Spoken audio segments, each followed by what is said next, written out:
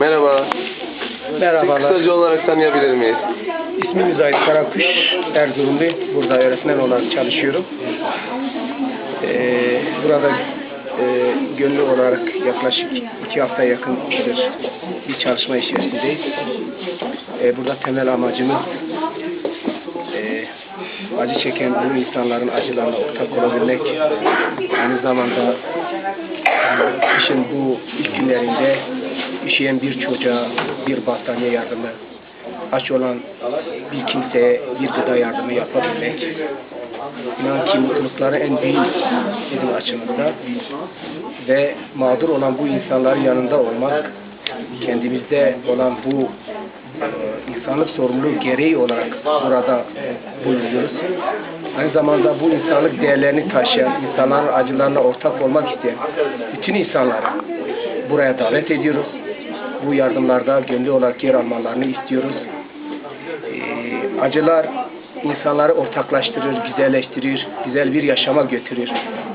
Ve aynı zamanda yaşamın hangi alanında olursa olsun, dünyanın hangi coğrafyasında olursa olsun, yaşamın acılarının ve gözyaşının rengi, acılarının ve gözyaşlarının rengi her yerde aynı olduğunu ve insanlarla bütünleşmek, bu acılara ortak olmakla geçtiğine biz inanıyoruz.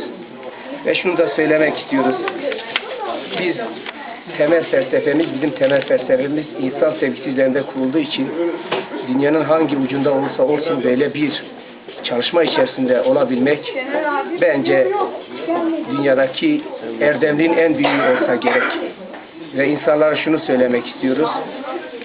Gelin buradaki mağdur insanların acılarına bir nebze de olsa sizler de ortak olunuz ve gönüllü olarak çalışınız ve biraz da bu sorumluluk gereği olarak bu görevimizi yerine beraber getirelim ve bütün arkadaşlarını buraya davet ediyoruz, gönüllüleri.